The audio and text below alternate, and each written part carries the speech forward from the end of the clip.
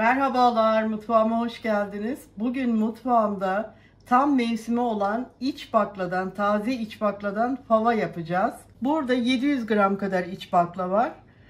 Şimdi üzerine sıcak kaynar su dökeceğim ki 10-15 dakika bekleteceğim. Kabukları daha rahat soyulsun diye.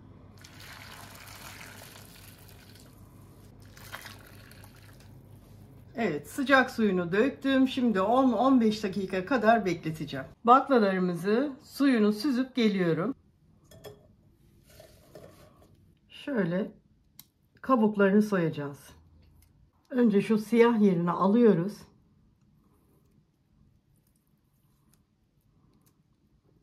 Bu şekilde çıkartıyoruz.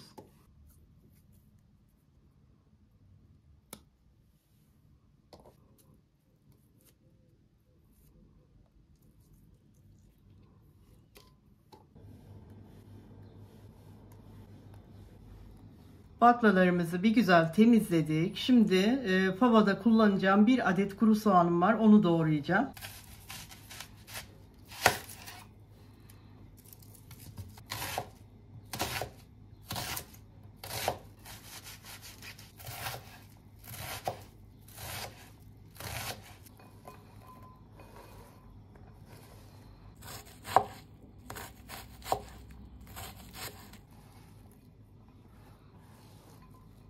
Şöyle 3 diş sarımsağım var. Bunları da soğanın üzerine doğrayacağım.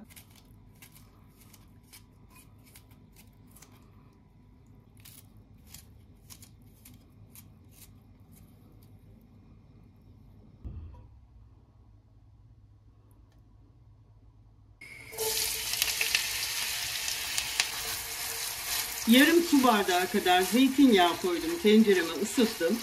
Ve doğradığım sarımsak ve soğanlarımı ilave ettim. Rengi kararmayacak soğanların ama biraz pişireceğiz.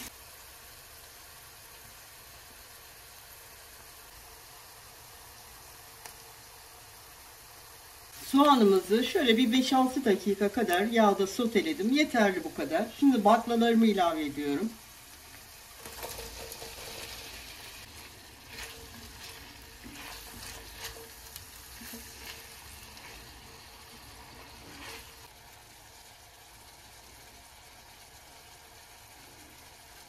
Bir buçuk çay kaşığı tuz koydum.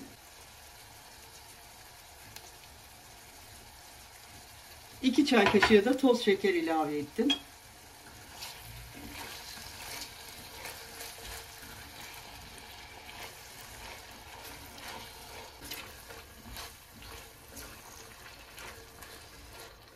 Baklaları koyduktan sonra şöyle bir 2-3 dakika daha soteledim. Şimdi suyunu ilave edeceğim.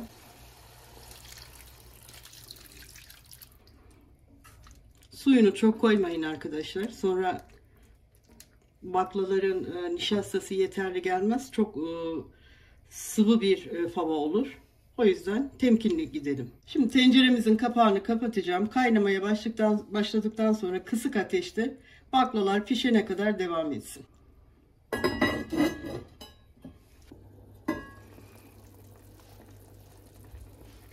Kaynamaya başladı baklalarımız. Şimdi üzerine şöyle az bir şey limon kabuğu rendeleyeceğim.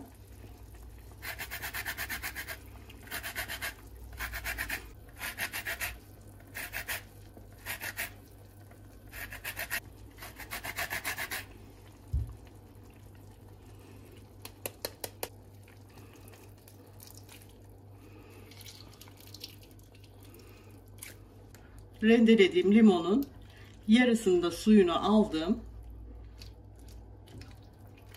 Şimdi tekrar kapağını kapatacağım ve pişmeye bırakacağım.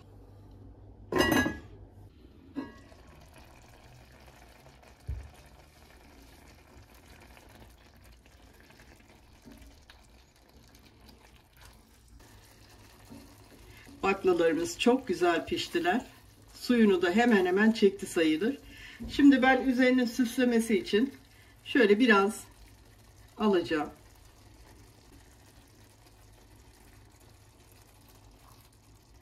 Evet, bu kadar yeterli. Şöyle bir parça dereotu, şöyle bir parça da maydanozum var. Bunları ince ince doğrayacağım.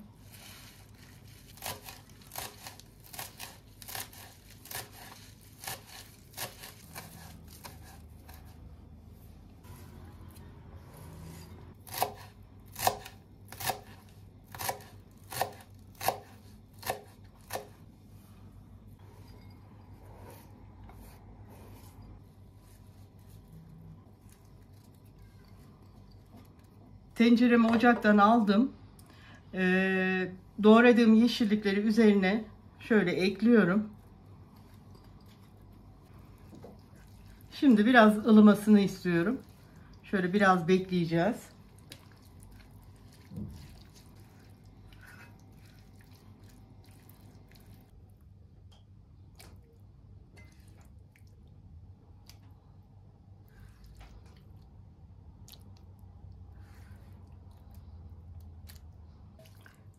Şöyle farklı bir kaba aldım. Hem daha çabuk soğusun diye. Hem de buradan blenderda çekeceğim.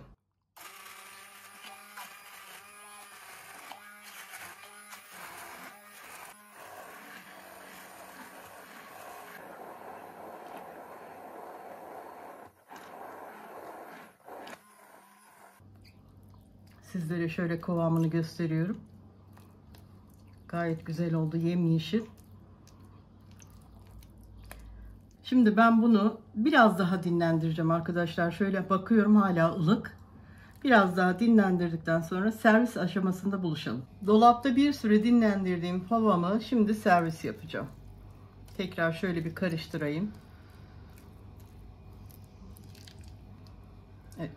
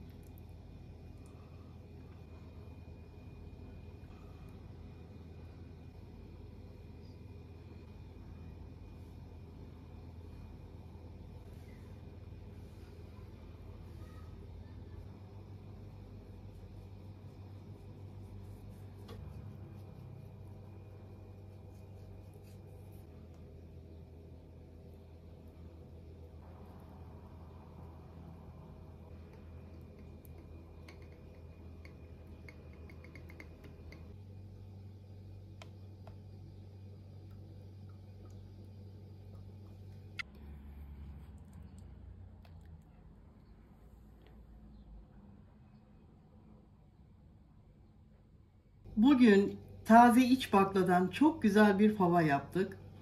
Kıvamı, lezzeti tam yerinde oldu. Sizler de yapın, sevdiklerinizle paylaşın. Bir dahaki tarifimde buluşmak üzere diyorum. Hoşça kalın.